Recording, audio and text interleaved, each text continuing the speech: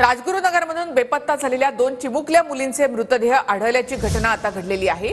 दरम्यान या चिमुकलींवर अत्याचार करून हत्या केल्याची घटना देखील उघडकीस आली आहे। या प्रकरणी एका नराधमाला अटक करण्यात आली आहे। या प्रकरणाची आता महिला आयोगाने देखील दखल घेतली आहे।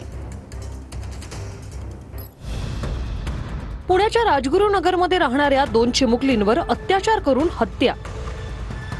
चिमुकल्या राहत असलेल्या घराच्या वरच्या मजल्यावर राहणाऱ्या नराधमाकडून अत्याचार आणि हत्या। घरात अत्याचार आणि हत्या करून आरोपीने मृतदेह बॅरलमध्ये ठेवले।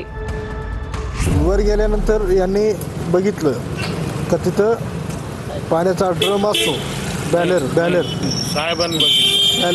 त्या बॅलरमध्ये दोन्ही मृत्यू त्याच्यात सापडले। नराधम आरोपी हा हत्या करून परराज्यात पळून जात होता।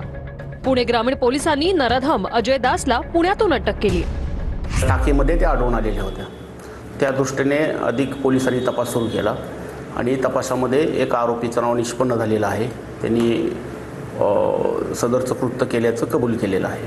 त्या दृष्टीने अधिक तपास सुरू आहे। आरोपीला अटक केल्यानंतर स्थानिकांकडून राजगुरुनगर पोलीस स्टेशन बाहेर ठिय्या।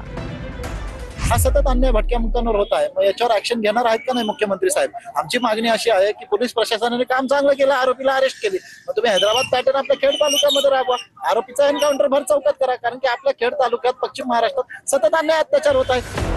आरोपींना फाशीची शिक्षा द्या, नातेवाईकांची मागणी।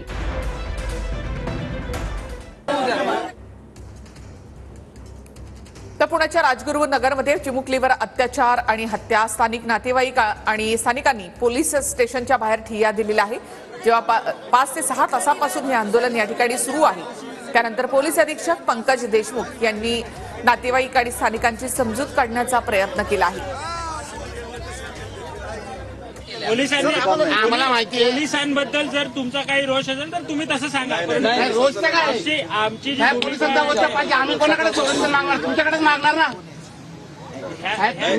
अशा गोष्टींना मी उत्तर नाही नका देऊ, पण आम्ही संरक्षण कोणाकडे मागू? तुम्ही मागा, मागणी करा, माझ्याकडेच मागणार ना आम्ही। एकच विनंती आहे, ह्याचं किमान राजकारण करू नका। कल्याण